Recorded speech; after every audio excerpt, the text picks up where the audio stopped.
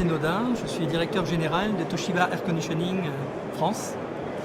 Donc en quelques mots, Toshiba Air Conditioning, c'est environ 70 personnes en France. Une partie donc force commerciale et prescription sur le terrain, et une autre partie en back-office, technique ou service après-vente. Donc aujourd'hui, dans le développement des produits, la mise au marché des produits que nous effectuons, il y a deux grands concepts. Le premier, c'est l'éco-design du produit lui-même, où on s'impose effectivement certains critères pour pouvoir récupérer le produit en fin de vie, financé d'ailleurs sur certains marchés par les D3E, qui permettent effectivement de récupérer et de récupérer l'intégralité des produits.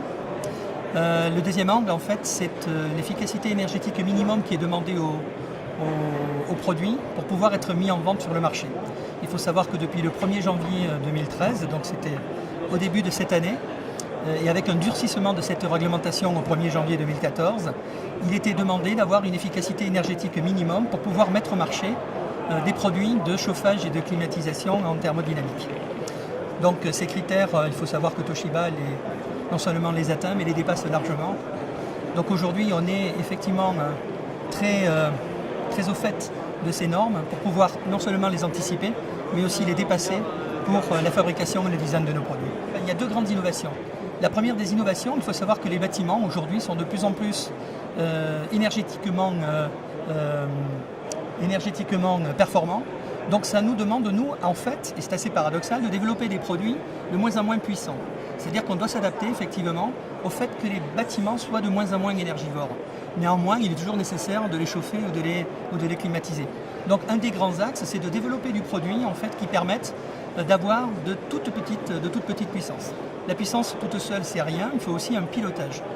Donc le pilotage de ces produits sont aujourd'hui faits par de nouvelles technologies embarquées sur les systèmes ou en dépendant à parallèle qui nous permettent d'optimiser le fonctionnement de nos machines, notamment dans les marchés tertiaires. Ce qui va se passer, il y a ce phénomène de puissance, bien évidemment, qui va être de plus en plus à gérer et à intégrer dans le développement de nos produits.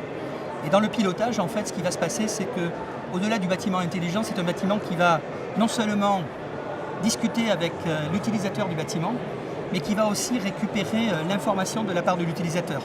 On a aujourd'hui, par exemple, des systèmes, notamment sur la partie tertiaire, où chaque unité ou chaque bureau ou chaque personne occupant un espace, s'il a le sentiment d'avoir un éclairage qui n'est pas bon ou s'il a le sentiment d'avoir une température qui n'est pas bonne, va le faire savoir le matin ou au moment où ça peut arriver dans la journée, par l'intermédiaire de son poste informatique.